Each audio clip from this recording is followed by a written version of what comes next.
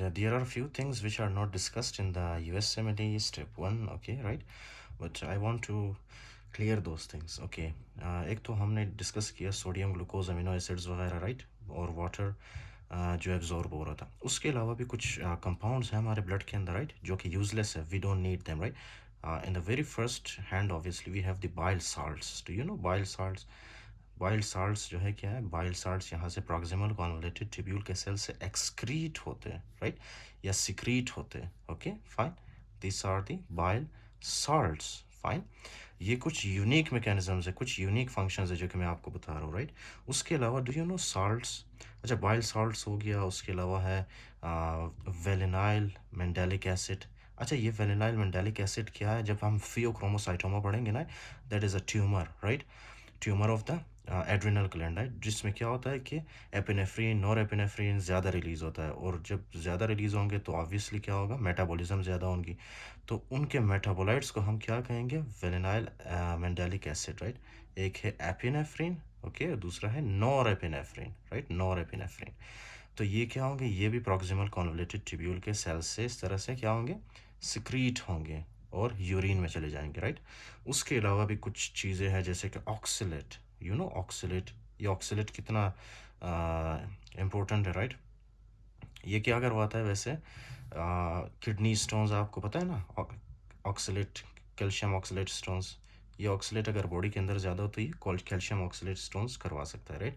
उसके अलावा है यूरेट्स, ओके, यूरेट्स है, इंक्लूडिंग सम टॉक्सिन्स, ओके। ये टॉक्सिन्स भी कहाँ से, हमारे प्रॉक्सिमल कॉन्वोलेटेड ट्यूब्यूल के सेल से सिक्रीट होते हैं, राइट, टॉक्सिन्स। उसके अलावा हमारे पास है फॉर एग्जांपल कुछ ड्रग्स, ओके। मिनिमम जो आपने याद रखना है ड्रग्स के रिलेटेड वो है पेनिसिलिन्स, ओके। पेनिसिलिन्स कहाँ से सिक्रीट होते हैं अपना काम करने के बाद? वो पेनिसिलिन्स हमारे प्रॉक्सिमल कॉन्वोलेटेड ट्यूब्यूल के सेल्स से सिक्रीट होते हैं, right. So if you really remember this functions I really appreciate you, right. अगर ये भी नहीं हो सकता आपसे तो एटलीस्ट यू मस्ट रिमेंबर जो यूएसएमएलई स्टेप 1 में लिखा गया, राइट। ग्लूकोज, एमिनो एसिड, उसके अलावा जो है यूरिया, यूरेट, ये चीज़ें अगर भी आप याद रख लो, so I really appreciate, okay. Okay, so an excellent doctor obviously will remember all this, right? So now it depends on you. So this is the sun, okay? In the next function of the proximal convoluted tubule, I'll tell you, this is the sun. Sun produces rays, okay? जब ये sun rays क्या होती है, जब आपके skin के ऊपर पड़ती है, right? Skin के ऊपर अंदर क्या होता है, cholecalciferol, right? I will teach you this in biochemistry in very detail. Just focus now. This is cholecalciferol. Now for the activation of cholecalciferol, right? ये inactive form है, right? इसको एक्टिवेट करने के लिए हमें दो चीज़ें चाहिए होता है। इसको, इसकी दो शाखें, एक का नाम है 25 और दूसरे का नाम है 1, राइट। अब एक तो है हमने 25 ब्रांच में एक हाइड्रोक्साइल ग्रुप अटैच करना होता है, और दूसरा फर्स्ट ब्रांच में हमने क्या अटैच करना होता है, हाइड्रोक्साइल ग्रुप यानी OH group, right, okay. This is cholecalciferol, this is the inactive form, okay. ये क्या है, विटामिन डी का इनएक्टिव फॉर्म है। तो एक तो हमने इसके एक ब्रांच पे जिसका नाम है 25, एक तो उस पे हमने हाइड्रोक्साइल ग्रुप अटैच करना है, दूसरा ब्रांच इसका क्या है, दूसरा ब्रांच का नाम 1। तो एक तो हमने OH ग्रुप 1 ब्रांच के साथ अटैच करना है, राइट। उसके बाद फिर ये जो है एक्टिव विटामिन डी बन जाएगा। लेकिन ये होता कैसे है? सबसे पहले हमारे पास होता है कोलिकैल्सिफेरॉल, राइट। ये कोलिकैल्सिफेरॉल आपको पता है कहाँ पे आता है? This will come in our liver, right. ये है हमारे पास कोलिकैल्सिफेरॉल। तो इसके पास कौन सा वाला ब्रांच? एक है 25 ब्रांच, राइट। तो लीवर क्या करता है? लीवर इसके 25 ब्रांच पे एक OH अटैच करता है, राइट। तो क्या ये एक्टिव हुआ? नहीं, अभी भी इसको किस चीज़ की ज़रूरत है?